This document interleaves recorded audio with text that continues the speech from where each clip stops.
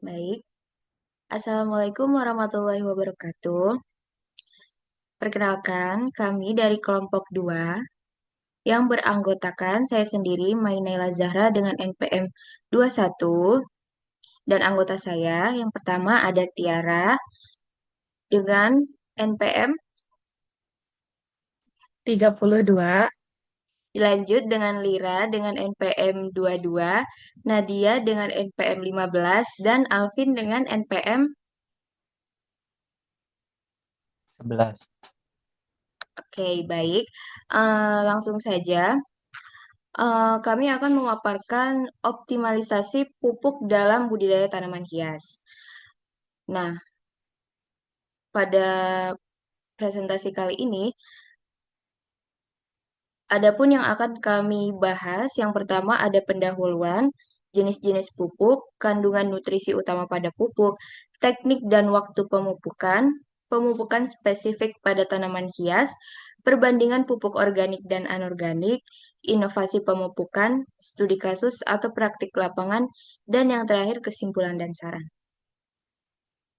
Langsung saja, kita mulai dari pendahuluan. Tanaman hias dan pemupukan.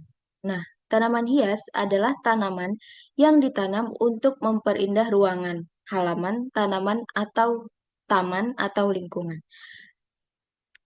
Tanaman hias sendiri sama seperti dengan tanaman-tanaman atau tumbuhan-tumbuhan lainnya, memerlukan pemupukan agar tanaman hias dapat tumbuh lebih subur dan sehat dan memiliki warna daun atau bunga yang lebih indah.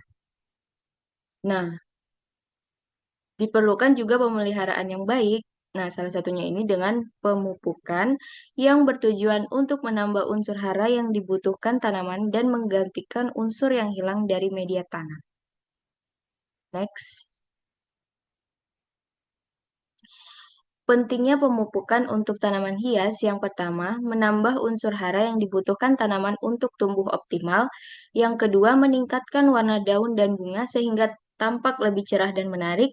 Yang ketiga, mempercepat pertumbuhan akar, batang, dan daun. Yang keempat, meningkatkan ketahanan tanaman terhadap penyakit dan perubahan lingkungan. Dan yang terakhir, memperbaiki kesuburan media tanam, terutama jika media sudah lama digunakan. Selanjutnya,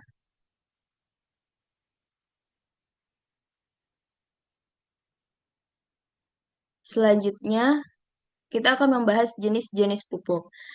Jenis-jenis pupuk ini dibagi menjadi pupuk organik dan anorganik. Kalau pupuk organik berarti berasal dari bahan alami, seperti tanaman, kotoran, hewan, atau mikroorganisme.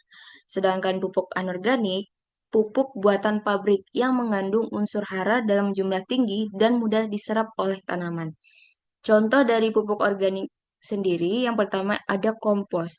Kompos itu berasal dari sisa-sisa tanaman, sisa-sisa bahan masakan, atau sampah dapur. Ada juga pupuk kandang yang berasal dari kotoran-kotoran hewan ternak. Dan ada pupuk hayati atau biofertilizer yang dibuat melalui fermentasi dan bantuan mikroorganisme seperti ekoenzim dan biochar 3-in-1 atau biotron. Nah, kalau pupuk organik itu jenisnya ada NPK. NPK itu dari bahan kimia dan urea dan KCl. Next. Nah, selain jenis dari organik dan anorganik, pupuk itu terbagi lagi menjadi dua, pupuk cair dan pupuk padat. Pupuk cair itu dalam bentuk larutan atau liquid yang mengandung unsur hara makro dan mikro yang mudah diserap oleh tanaman, baik melalui daun atau penyemprotan maupun akar atau penyiraman. Jadi bisa disemprot atau langsung disiram ke tanaman.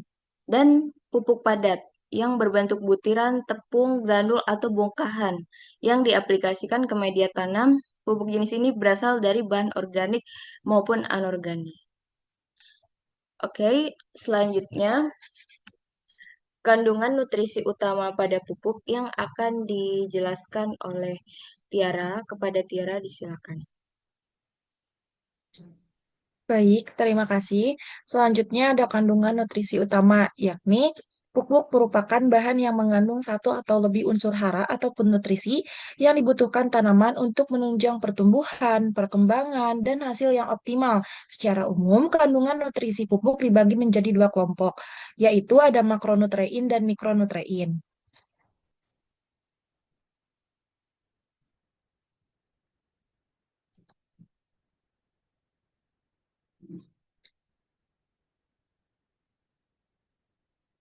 Nah, yang pertama ada makronutrien.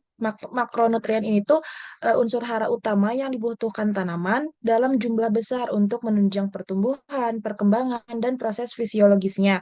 Unsur ini menjadi komponen utama karena dibutuhkan tanaman dalam jumlah besar. Ketiga unsur ini menjadi komponen dasar dalam formula pupuk yang disebut NPK. NPK ini tuh terbagi menjadi tiga, ada nitrogen, fosfor, dan kalium. Nah, sedangkan nitrogen merupakan unsur yang paling berperan dalam pertumbuhan vegetatif tanaman seperti batang, daun, dan tunas. Unsur ini berperan dalam pembentukan klorofil, protein, dan asam amino yang penting untuk fotosintesis serta pembelahan sel. Bentuk dalam pupuknya yaitu ada urea yang mengandung kurang lebih 46% nitrogen atau yang bisa larut cepat dan mudah diserap. Yang kedua ada amonium sulfat yang mengandung 21% nitrogen dan 24% sulfur. Yang ketiga ada amonium nitrat yang di dalamnya terkandung 33-35% nitrogen yang itu tuh bisa cepat bekerja. Yang terakhir ada kalsium nitrat.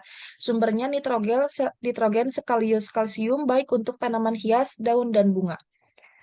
Selanjutnya ada fosfor. Fosfor membantu proses pembentukan energi ataupun ATP dan pertumbuhan akar, serta berperan penting dalam pembungaan dan pembentukan biji atau buah. Bentuk dalam pupuknya yaitu ada superfosfat yang mengandung kurang lebih 36% eh, di fosfor dioksida. Yang kedua ada triple superfosfat yang mengandung 40% di fosfor dioksida. Yang ketiga ada diamonium fosfat yang mengandung 18% nitrogen dan 46% di fosfor dioksida. Yang terakhir ada rock fosfat yang yaitu bentuk alami atau pelepasan lambat. Yang ketiga ada kalium. Nah, kalium ini tuh tidak menjadi bagian dari struktur organik tanaman, tetapi berperan besar dalam pengaturan fisiologis seperti pembukaan stomata, keseimbangan air, dan serta aktivitas enzim. Bentuknya ada KCl atau muriate of potas yang mengandung kurang lebih 60% kalium dioksida. Yang kedua ada kalium sulfur. Kalau yang kedua ada sulfat of fosfat yang mengandung 50% kalium dioksida ditambah lagi dengan 18% sulfur. Nah, ini tuh lebih aman untuk tanaman hias. Yang ketiga ada kalium nitrat yang mengandung 13% nitrogen dan 46% kalium dioksida serta cepat larut dan cocok untuk tanaman pot. Selanjutnya ada fungsi masing-masing unsur bagi tanaman hias di mikronutrien. Nah, yang pertama nitrogen fungsinya tuh menjadi unsur utama pembentukan protein, asam amino, dan enzim yang berperan dalam pertumbuhan sel. Yang kedua, merupakan komponen klorofil yaitu zat hijau daun yang memungkinkan tanaman melakukan fotosintesis untuk menghasilkan energi. Yang ketiga, membantu pembentukan daun, batang, dan tunas baru sehingga mempercepat pertumbuhan vegetatif tanaman hias. Yang kedua ada fosfor yang berperan penting dalam pembentukan energi ATP dan ADP yang dibutuhkan untuk semua aktivitas metabolisme tanaman.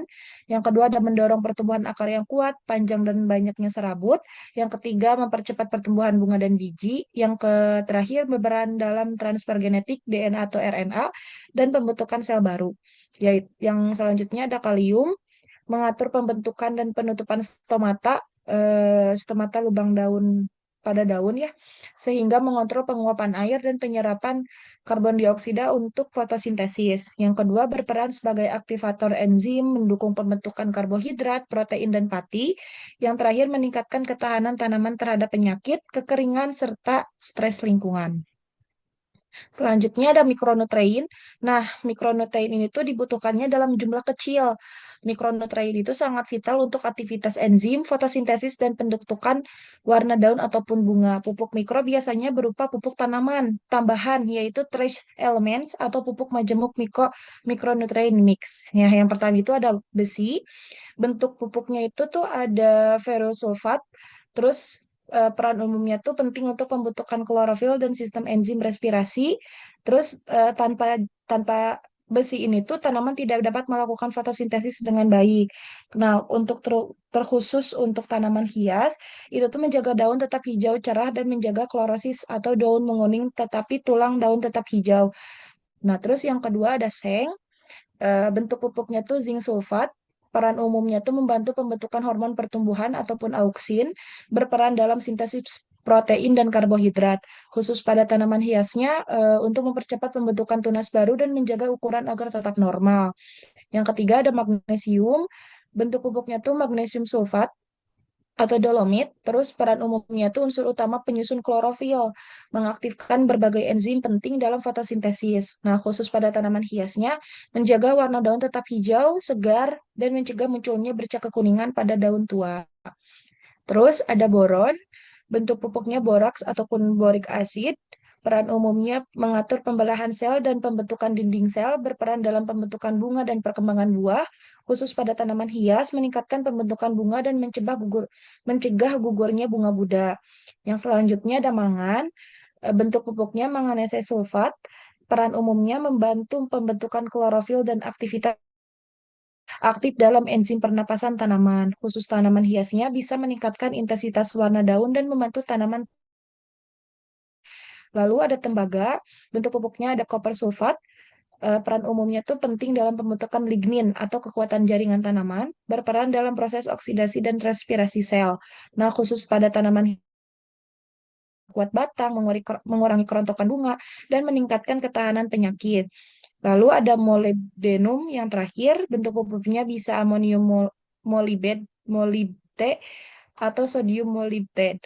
Peran umumnya itu diperlukan untuk enzim yang mengubah nitrat menjadi amonia, membantu efisiensi penggunaan nitrogen dalam tanaman. Nah, khusus tanaman tuh bisa menjaga daun tetap hijau dan mendukung pertumbuhan akar muda. Selanjutnya ada fungsi masing-masing unsur hara bagi tanaman hias yang mikro ya. Nah, yang pertama besi fungsinya tuh membantu pembentukan klorofil meskipun tidak menjadi bagian dari strukturnya, diperlukan dalam proses respirasi dan fotosintesis melalui sistem enzim yang mengandung besi atau seperti sitokrom. Yang ketiga ada membantu transportasi elektron dan menjadi dalam sel tanaman. Yang terakhir menjaga warna daun tetap hijau tua dan sehat pada tanaman hias.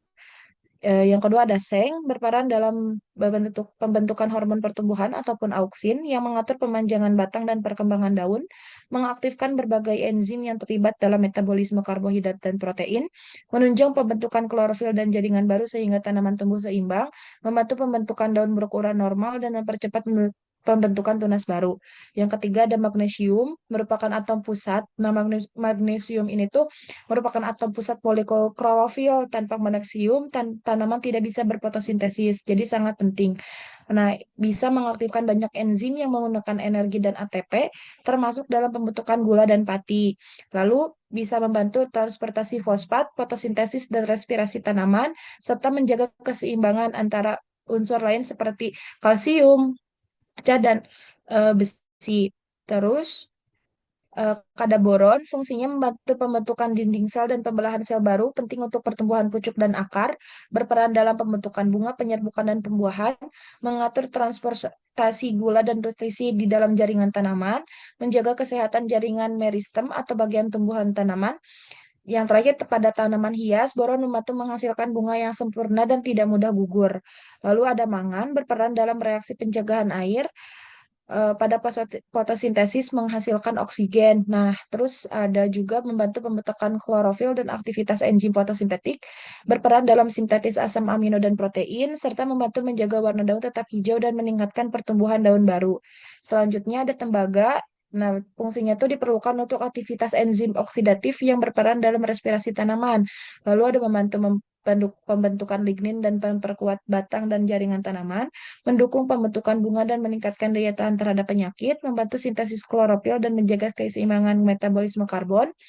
Yang terakhir ada molybdenum. Fungsinya itu berperan dalam asimilasi nitrogen, yaitu mengubah nitrat menjadi amonia yang dapat diserap tanaman, membantu aktivitas enzim nitrat, reduktase, dan nitrogenase dalam proses metabolisme, serta meningkatkan efisiensi penggunaan nitrogen dari pupuk oleh tanaman, mendukung pembentukan daun muda dan pertumbuhan akar.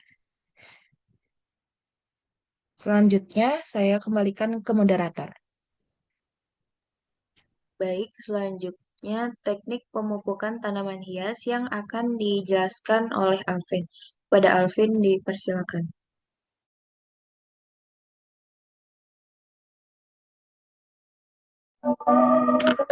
Baik, terima kasih pada moderator. Untuk materi selanjutnya itu ada terkait teknik. Untuk teknik pemupukan pada tanaman hias itu yang pertama itu memupuk melalui media tanam dengan cara dibenam, ditabur atau diencerkan dan disiramkan pada media. Untuk memupuk dengan dibenam atau ditabur di media tanam harus diikuti dengan penyiraman agar pupuk tersebut segera diserap oleh akar. Pupuk yang diberikan pada media kering dan mengakibatkan akar tanaman terbakar sehingga tanaman menjadi kering. Lalu yang kedua itu memupuk lewat daun. Nah, unsur hara dapat dimasukkan ke dalam daun karena adanya proses difusi dan osmosis. Pada mulut daun itu stomata, maka pemupukan lewat daun harus disemprotkan dengan ujung sprayer. Untuk selanjutnya itu ada teknik pemupukan pada tanaman hias. Uh, untuk tekniknya itu ada dua. Yang pertama itu memupuk melalui media tanam dengan cara dibenam, ditabur, atau diencerkan dan disiramkan pada media. Nah, untuk memupuk dengan dibenam atau ditabur di media tanam harus diikuti dengan penyiraman agar pupuk tersebut segera terserap oleh akar. Jika tidak, pupuk yang diberikan pada media kering akan mengakibatkan tanaman terbakar sehingga tanaman menjadi kering. Lalu untuk yang kedua itu memupuk lewat daun. Nah, untuk unsur hara dapat masuk ke dalam daun karena adanya proses difusi dan osmosis pada mulut daun atau stomata. Maka pemupukan lewat daun harus disemprotkan dengan ujung sprayer mengarah ke sisi daun bagian bawah. Next.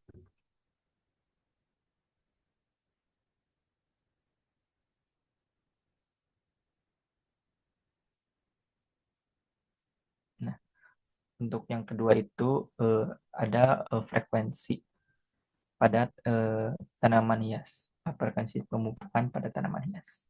Nah, untuk jadwal pemupukan tanaman hias, daun pada umumnya dilakukan tidak lebih dari sekali dalam kurun waktu 3-6 bulan. Kecuali tanaman-tanaman tertentu bisa dipupuk dalam frekuensi sebulan sekali lewat daun atau pupuk daun. Nah, untuk pemupukan yang benar dilakukan pada awal musim penghujan atau musim penghujan sedang berlangsung. Sebaliknya, pada musim kemarau, tanaman pada umumnya mengalami masa istirahat. Dalam faktor pencahayaan juga pemberian pupuk kurang efektif tanpa cahaya karena tanaman harus dalam kondisi optimal dan fotosintesa. Oke, next. Untuk yang ketiga itu ada dosis pemupukan pada tanaman hias.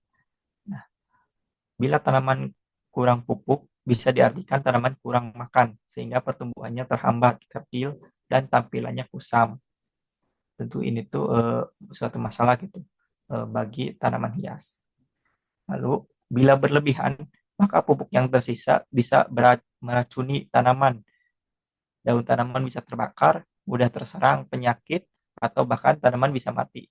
Media tanam pun menjadi asam dan kurang baik untuk pertumbuhan tanaman.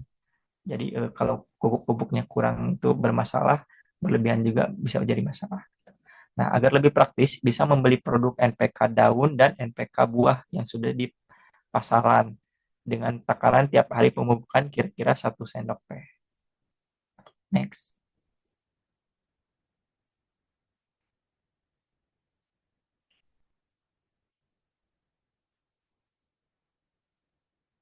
Untuk lebih detailnya, dosis pemupukan tanaman hias itu dibagi menjadi dua, yaitu periode vegetatif atau pembentukan daun dan periode generatif atau pembentukan bunga dan buah.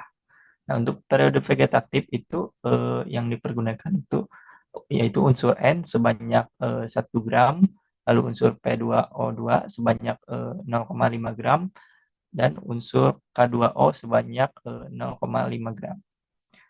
Lalu untuk periode generatif itu unsur N-nya yang dipakai sebanyak 0,5 gram, lalu unsur P2O2-nya sebanyak 1 gram, dan unsur K2O-nya sebanyak 0,5 gram.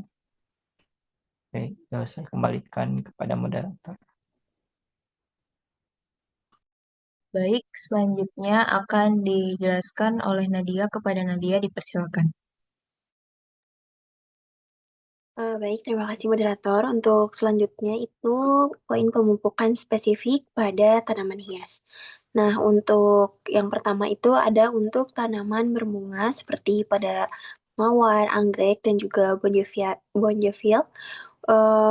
Untuk tujuannya yaitu meningkatkan jumlah dan kualitas bunga. Untuk nutrisi utama yang ada di dalam tanaman tersebut yaitu fosfor. Fungsinya atau tujuannya untuk merangsang pembentukan bunga dan akar. Kemudian ada kalium untuk memperkuat batang dan juga memperpanjang masa mekar. Nah, untuk waktu pemupukannya, yang pertama itu baiknya sebelum masa berbunga, menggunakan pupuk yang tinggi fosfor, dan juga pada saat berbunga menggunakan pupuk yang tinggi kaliumnya. Contohnya, menggunakan pupuk NPK 10, 30, 20 untuk merangsang bunga, pupuk daun ganda silbe, atau pupuk organik cair bunga. Yang kedua, ada untuk tanaman daun atau Calathea aglaonema dan monstera. Nah, tujuannya itu untuk pada tanaman tersebut warna daun yang cerah, ukuran besar, dan juga pertumbuhan yang rimbun. Nutrisi utamanya yang pertama nitrogen untuk pembentukan klorofil dan juga pertumbuhan daun, magnesium untuk memperkuat warna menjadi hijau daun. Nah, untuk pemupukannya menggunakan pupuk dengan perbandingan N tinggi, misalnya menggunakan NPK 30, 10, 10, dan menghindari pupuk yang berlebihan agar daunnya nggak terbakar. Next. Nah, sekarang untuk perbandingan tanaman pot dengan tanaman taman, aspek yang dilihatnya pertama di media tanamnya. Pada tanaman pot itu cepat kehilangan nutrisi, sedangkan pada tanaman taman itu lebih stabil nutrisinya. Nah, untuk frekuensi pemupukannya pada tanaman pot lebih sering, terhitung 2 sampai 3 minggu sekali. Pada tanaman taman itu cenderung lebih lama atau sekitar 1 sampai 2 bulan sekali.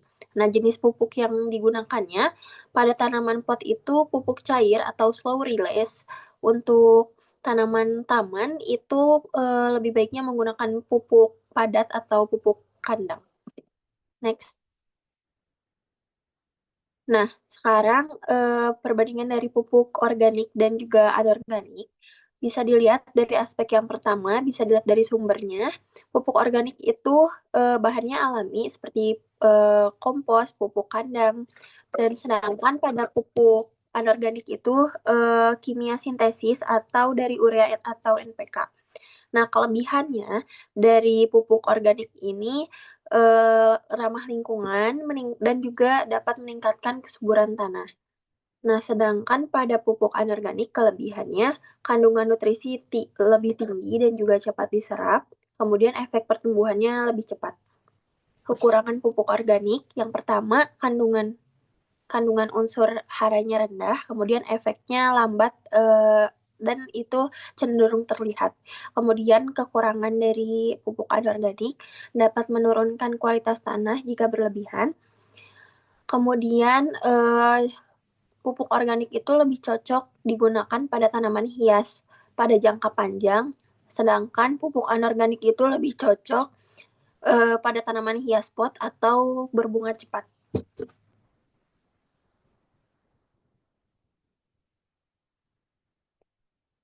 Nah, kemudian kombinasi terbaik pupuk untuk tanaman hias, kombinasi pupuk organik plus anorganik itu bisa menjadi atau bisa menghasilkan hasil yang optimal. Nah, pupuk organik dapat memperbaiki struktur tanah dan juga menjaga kesuburan jangka panjang, sedangkan pada pupuk anorganik dapat memberi unsur hara cepat serap untuk pertumbuhan yang aktif. Tujuannya yaitu untuk menghasilkan tanaman yang sehat, subur, dan juga berbunga lebat. Nah, kemudian pola kombinasi ideal untuk tanaman hias itu pada ada beberapa tahap. Nah, pada tahap pertama atau awal tanam, jenis pupuk yang digunakan itu lebih baik pupuk kompos atau pupuk kandang yang matang. Kemudian apa sih tujuannya? Yaitu untuk memperbaiki struktur tanah dan juga meningkatkan daya simpan. Yang kedua, ada pertumbuhan daun. Untuk pertumbuhan daun ini, jenis pupuk yang digunakan itu pupuk NPK tinggi nitrogen atau 30-10-10 atau pupuk daun cair yang bertujuan untuk merangsang pertumbuhan daun baru, memperkuat warna hijau, dan mempercepat fotosintesis. Kemudian, tahap yang ketiga yaitu masa pembungaan. Untuk masa pembungaan ini lebih baiknya pupuk yang digunakan yaitu pupuk NPK tinggi fosfor dan kalium atau dengan pola 10-30-20, dan tujuannya itu yaitu untuk merangsang pembentukan bunga, untuk memperpanjang masa mekar, dan juga memperpanjang kestabilan pada tanaman tersebut. Kemudian untuk pemelihara yang terakhir yaitu tahap pemeliharaan atau pasca berbunga. Jenis pupuk yang digunakannya itu yaitu pupuk organik cair atau pupuk slow release. Kemudian tujuannya itu untuk menjaga kestabilan nutrisi dan juga mempertahankan kesuburan tanaman. Baik, selanjutnya saya kembalikan ke moderator. Baik, selanjutnya inovasi pemupukan yang akan dijelaskan oleh Lira. Kepada Lira dipersilakan. Terima kasih kepada moderator. Pada kesempatan kali ini, saya akan memaparkan materi mengenai inovasi pemupukan dan dalam budidaya tanaman hias serta hasil studi kasus yang kami amati langsung di lapangan. Baik, untuk inovasi pemupukan, seiring berkembangnya teknologi pertanian modern, berbagai inovasi dilakukan untuk meningkatkan efisiensi dan efektivitas pemupukan. Nah, tujuan utamanya itu agar unsur hara dapat terserap secara optimal oleh tanaman, mengurangi pemborosan, serta tetap menjaga kelestarian lingkungan. Beberapa bentuk inovasi yang relevan saat ini itu antara lain, yang pertama ada pupuk slow release atau pupuk lepas lambat. Jadi pupuk ini dirancang agar unsur haranya dilepaskan sedikit demi sedikit sesuai kebutuhan tanaman. Dengan sistem pelepasan bertahap ini, nutrisi yang dibutuhkan tanaman bisa tersedia dalam jangka waktu lebih lama. Nah, keuntungan lainnya, pupuk ini mampu mengurangi kehilangan unsur hara akibat penguapan atau pencucian air yang sering terjadi pada pupuk biasa. Jadi, penggunaannya lebih efisien dan hasil tanamannya pun cenderung lebih stabil. Yang kedua itu ada pupuk ramah lingkungan. Jenis pupuk ini memanfaatkan bahan alami seperti mikroba, humus, atau bahan organik hasil fermentasi. Selain berfungsi menyuburkan tanah, pupuk ramah lingkungan juga membantu menjaga keseimbangan mikroorganisme di sekitar akar tanaman. Nah, kelebihan lainnya itu bahan-bahan organik ini relatif mudah diperoleh, untuk biayanya jauh lebih murah dibandingkan pupuk kimia. Dengan demikian, inovasi ini tidak hanya menyehatkan tanaman, tapi juga mendukung pertanian berkelanjutan dan pengurangan dampak negatif terhadap lingkungan. Yang ketiga itu ada pemanfaatan limbah rumah tangga. Inovasi ini sangat menarik karena bisa dilakukan oleh siapa saja, bahkan di rumah. Sisa dapur seperti kulit buah, sayuran, ampas kopi, dan air cucian beras ternyata juga dapat dimanfaatkan sebagai bahan dasar pembuatan kompos atau pupuk cair organik. Nah, selain membantu mengurangi sampah organik, cara ini juga bisa menjaga siklus nutrisi alami di sekitar rumah. Jadi, tanpa disadari, kita bisa ikut berkontribusi menjaga lingkungan sekaligus menyuburkan tanaman dengan bahan sederhana yang biasanya terbuang percuma. Next. Nah, selanjutnya itu ada studi kasus penerapan pemupukan pada tanaman hias. Selanjutnya kami melakukan pengamatan langsung terhadap beberapa tanaman hias untuk melihat bagaimana pemupukan berpengaruh terhadap kualitas tanaman. Hasilnya menunjukkan bahwa pemupukan yang tepat dan teratur memberikan dampak yang sangat signifikan terhadap pertumbuhan dan penampilan tanaman. Sebagai contohnya itu pada tanaman anggrek, pemupukan teratur menggunakan pupuk NPK 20-20-20, itu tuh nitrogennya 20%, fosfornya 20%, dan kaliumnya 20%. Menghasilkan bunga yang lebih banyak, warna yang lebih cerah, dan masa mekar yang lebih lama dibandingkan anggrek tanpa pemupukan. Nah, kandungan NPK yang seimbang membantu memenuhi 3 unsur penting bagi tanaman. Nitrogen untuk pertumbuhan daun, fosfor untuk pembentukan bunga dan akar, serta kalium untuk ketahanan tanaman. Namun, hasil yang berbeda terlihat pada tanaman monstera yang diberi pupuk secara berlebihan. Tanaman tersebut justru menunjukkan gejala ujung daun mengering dan menguning, yang disebabkan oleh penumpukan garam mineral di media tanam. Kondisi ini menunjukkan bahwa meskipun pupuk sangat penting, dosis yang terlalu tinggi justru bisa memberikan efek sebaliknya dan merusak sistem akar tanaman. Dari hasil ini dapat disimpulkan sebaiknya dilakukan dengan dosis yang rendah tetapi tetap rutin. Cukup sekian, saya kembalikan ke moderator.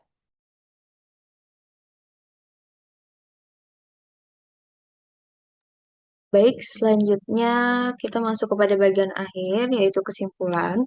Jadi, untuk kesimpulan dari materi yang kelompok kami sampaikan, dapat disimpulkan bahwa pemupukan memiliki peran penting dalam menyediakan nutrisi esensial yang mendukung pertumbuhan, kesehatan, dan keindahan tanaman hias. Keberhasilan budidaya sangat tergantung pada ketetapan jenis pupuk, dosis, waktu, serta teknik aplikasinya.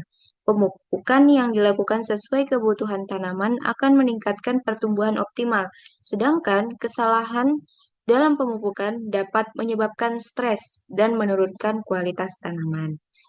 Selanjutnya ada saran. Boleh di next. Selanjutnya ada saran terhadap pemupukan pada tanaman hias, yaitu praktik pemupukan harus beralih ke pendekatan ramah lingkungan dan efisien. Utamakan penggunaan pupuk organik seperti pupuk kompos dan pupuk kandang yang matang untuk menjaga kesehatan tanah dan keseimbangan ekosistem mikroba, atau dengan menggunakan pupuk hayati. Terapkan inovasi pemupukan modern seperti pupuk hayati, pupuk lepas lambat atau SRF atau CRF, serta teknik vertigasi agar penyerapan hara lebih efisien, pencemaran lingkungan berkurang, dan biaya pemeliharaan lebih hemat serta ramah lingkungan. Baik, sekian dari kelompok kami. Kurang lebihnya mohon dimaafkan.